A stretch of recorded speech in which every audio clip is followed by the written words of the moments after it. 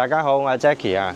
咁呢期咧嚟到我哋中山嘅博愛路呢邊咧，嚟同大家介紹一個現樓嘅項目。咁呢個項目咧就位於我哋嘅一個海欣新城嘅片區啦。咁依家咧對比上一次咧個價錢，依家又係下調咗少少嘅，同埋咧佢依家就有一個贈送全屋家私家電一個大禮包咁樣嘅活動。係啦，咁我哋依家咧就跟住我哋嘅鏡頭一路咁去睇下成個項目究竟係一個咩嘅情況。嗱，咁我哋依家咧所處嘅位置就會係喺成個小區嘅花園啦。咁呢個花園咧，佢都係做到一個人車分流嘅。咁佢下邊兩層咧就會係車庫啦，佢由負一層或者負二層嘅一個情況嘅。咁係成個項目咧，佢就會有配套到有泳池啦、網球場啦、籃球場啦咁嘅一個配套嘅。咁喺呢個片區咧，你如果話係翻到去深圳啊，或者翻到香港咧，啲交通都十分之便利嘅嚇。咁由呢度去到我哋最近嘅有一個叫做博覽中心啦。咁博覽中心咧就會有每日有20幾班嘅一個深中巴士咧，會翻到深圳嘅前海啦、羅湖啦、福田啦咁嘅關口嘅，就方便咗往來嘅嗰啲交通啦。咁然之後咧喺呢個項目附近嘅一個配套咧，就會有一個富逸城啦、Coco City 啦，同埋我哋喺後邊嘅一個海欣新城嘅一個大型嘅嗰啲街鋪商圈啦。係啦，咁喺呢邊你無論係吃喝玩樂啦、出行啦、購物啦之類嘅，其實都已經係非常之方便，嗰啲配套十分之齊全嘅。同埋呢個呢，其實都係一個現樓項目，已經係房產證都有晒㗎啦。就你如果睇啱邊個，你就直接去睇邊個。喺今年嘅年底呢，就可以交樓俾你㗎啦。跟住我哋嘅鏡頭呢，就俾大家望下喺小區入邊嘅一個網球場啦。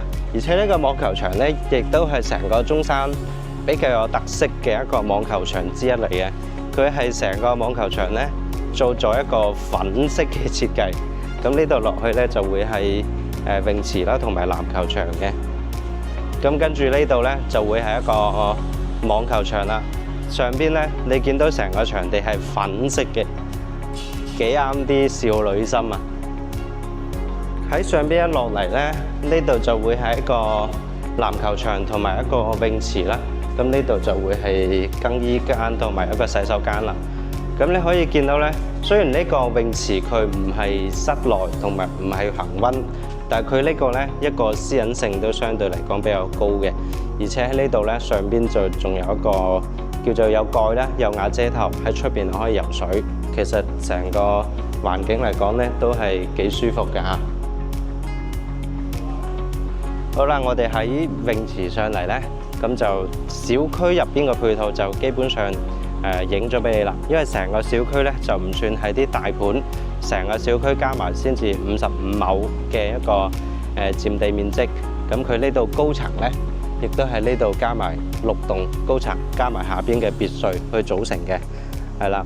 咁然之後呢度呢，因為已經全部係現樓㗎啦，咁我哋依家呢，就帶大家上去睇下我哋嘅一個示範單位同埋一個收樓標準啦。好，我哋睇樓。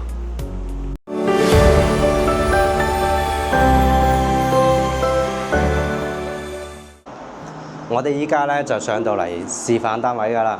咁我哋首先睇嘅呢個呢，就係最細 size 89平嘅，俾呢個最細嘅呢個 view 呢，大家睇下先。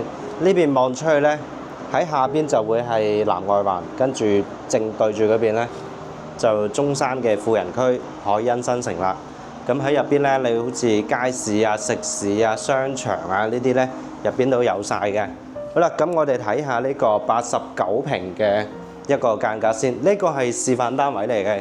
咁嗰個交樓標準呢，我哋就會擺喺視頻嘅最後邊，俾大家去睇下。呢個就帶埋裝修去交樓嘅。咁呢個戶型呢，交樓就會係一個3房嘅設計啦。一入嚟係一個廚房，咁對出呢就一個直廳。呢個有個吧台啦，跟住有個客廳咁樣嘅。咁跟住呢邊呢就會係休息區嘅。佢呢個89平呢都係3房2廁嘅。咁喺呢邊呢，佢就會有一個公共嘅洗手間啦。咁挨住嘅呢邊就有間客房啦。咁其實呢間客房咧，喺呢度落一道簾或者係加個門，咁其實呢間房都可以轉翻一間套房。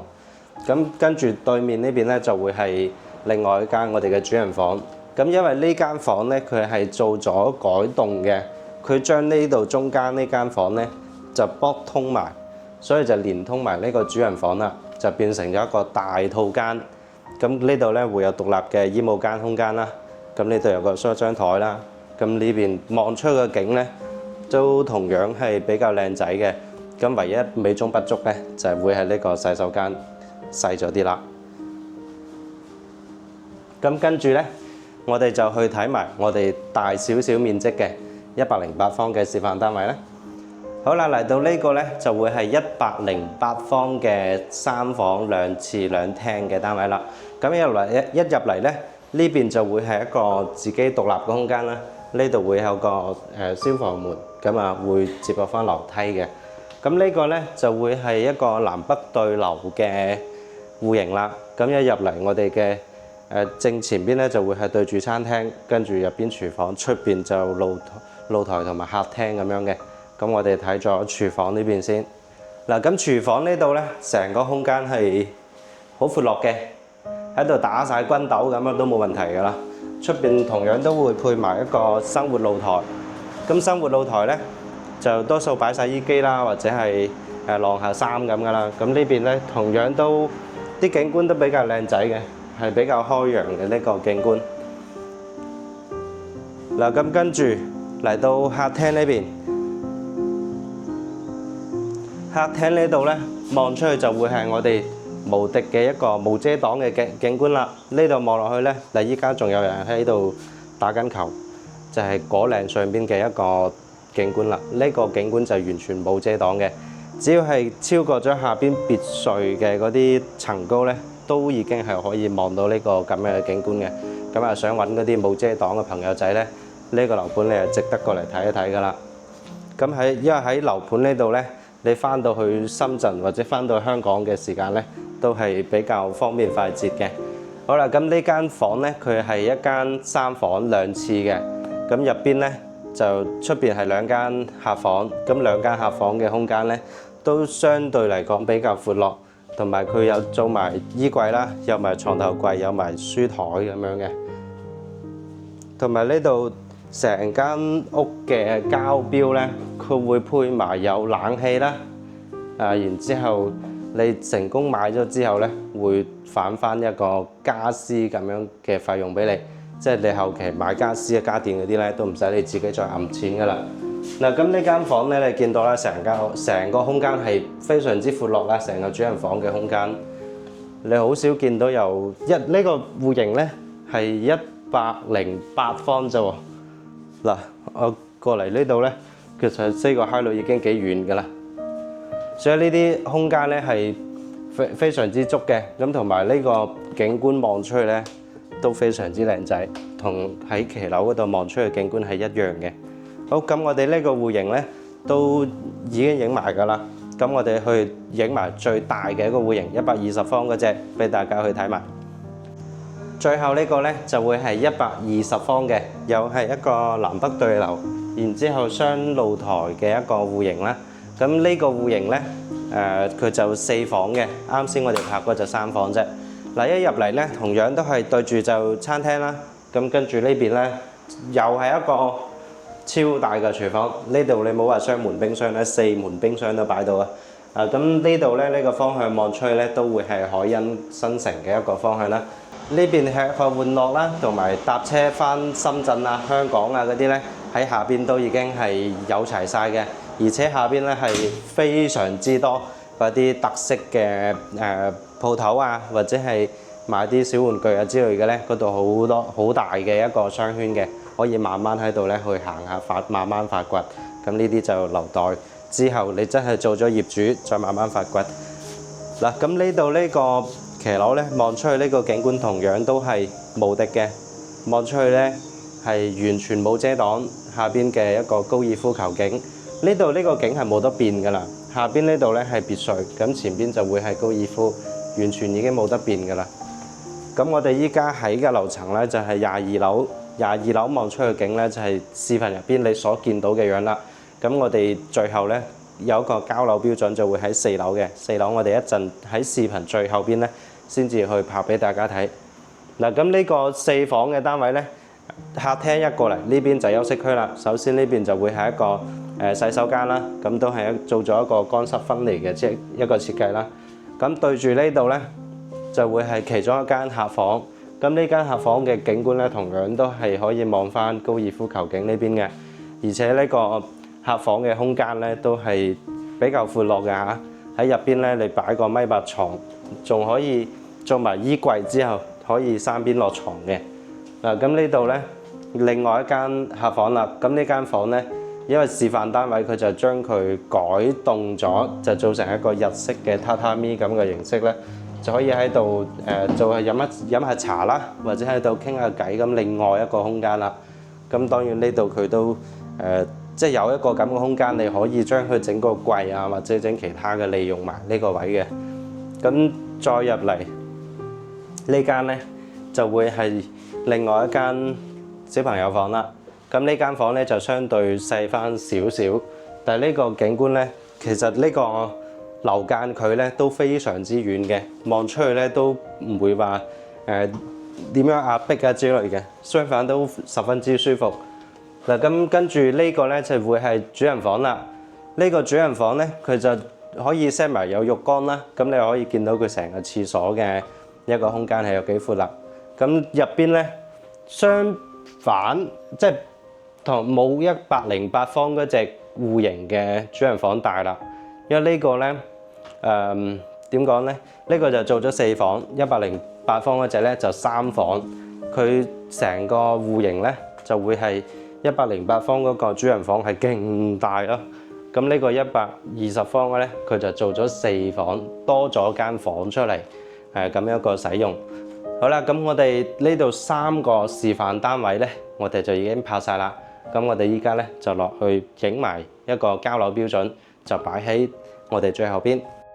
咁我哋依家咧就嚟到呢個交樓標準啦。嗱，咁入邊咧就即見即所得。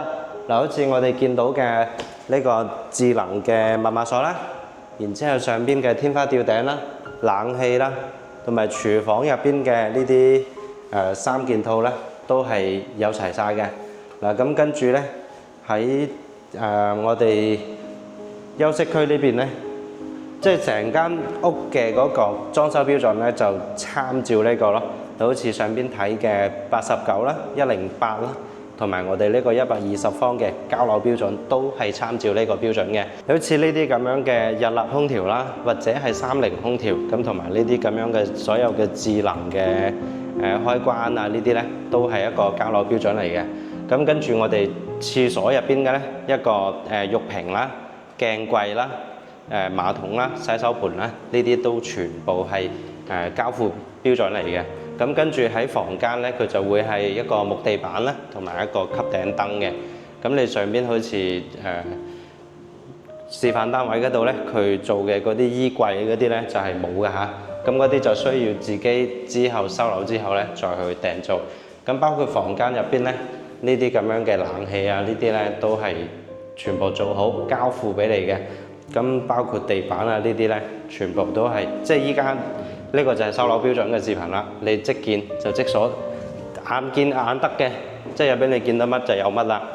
咁跟住咧喺呢個我哋樓層咧所處嘅位置係4樓啦。咁俾大家睇下喺4樓呢度望出去咧，咁呢度咧就會望唔到嗰個高爾夫球徑啦。但係同樣咧，因為前邊佢會係別墅，所以對於你成間屋嘅一個叫做壓迫感咧，就唔會話咁強嘅。咁呢度望落去咧，就係我哋啱先喺下邊咧影俾你大家見到嘅嗰個花園啦，同埋樓下小區嗰啲咁嘅情況啦。好啦，咁我哋呢期咧就拍到呢度。咁如果係對呢個項目有興趣嘅觀眾咧，可以撳一撳我哋下邊條 link 聯繫我，或者聯繫 Sandy。我哋有專車接送上嚟睇樓嘅。好，咁我哋呢期拍到呢度，係咁先，拜拜。